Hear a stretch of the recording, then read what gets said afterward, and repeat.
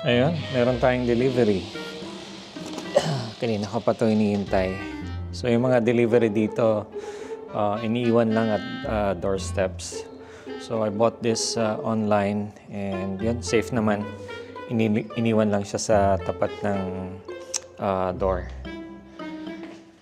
I've been waiting for this delivery. So basically it's a phone case. So gusto kong isubukan yung quad lock mount para madali siyang ma-mount sa car.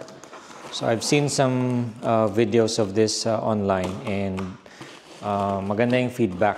So actually I've been eyeing this for quite some time. Pero ngayon lang ako sumubok. So ito yung case for iPhone. And kumuha rin tayo ng suction windscreen mount.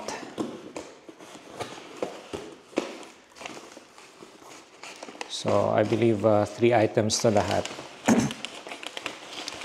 So this one is the phone case itself. Okay, so ang pinili natin yung MagSafe compatible. And this is the suction windscreen dash mount. So, yan. So, kailangan mo nung case na to for you to be able to mount it dito sa suction dash mount. So, pwede siya either sa windscreen or sa dash mount. And this one is the phone ring stand, so, which you can connect dito sa case. Yan, so subukan natin. The other item that I'd like to unbox is this quad lock mount suction windscreen dash mount. So you can mount your quad lock case through this dash or windscreen mount. So meaning you can this suction mount can be installed on the windscreen or dash mount.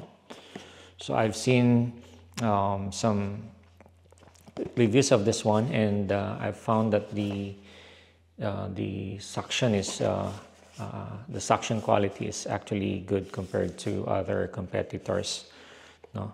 And actually sumubok na rin ako ng generic suction mount. So always hindi maganda yung quality. Lagi siyang either natatanggal or nahuhulog. But let's see how this would fare compared dun sa mga previous na ginamit natin. Okay? So, hindi na ako kumuha ng extra MagSafe compatible. So basically, ito lang yon. And meron siyang kasamang ito, kung ilalagay mo, isa-suction mo siya sa dash. Okay? And so ito, hindi na ako nagkumuha ng additional na mount, kaya ano lang siya. So but the only thing is I think I have to remove yung ring. Yun lang pala yung problema dito. So I have to remove the ring para malagay ko siya dito. Ayan. So I have to remove the ring pala. So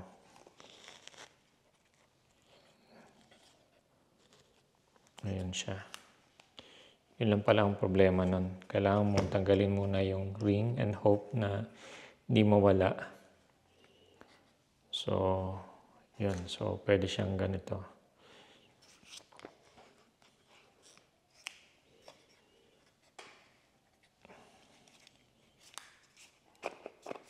Ayan. So, pwede mo siyang i-mount ng ganon. Tapos,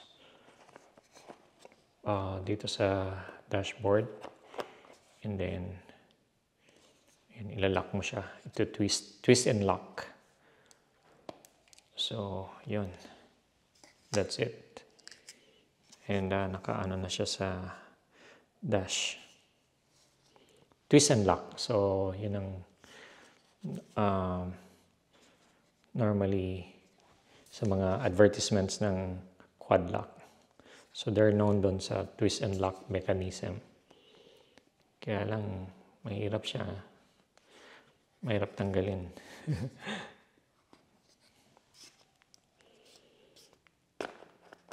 Ayan. Okay, so basically that's it. Yun lang yung quick unboxing natin. So, see ya.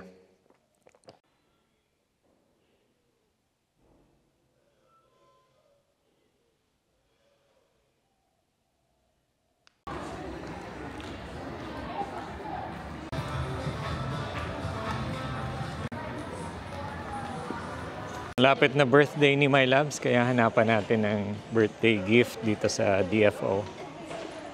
So late na kaming nakarating dito sa DFO kasi galing sa work. Pero all is well, that ends well. So we still have 30 minutes to shop around.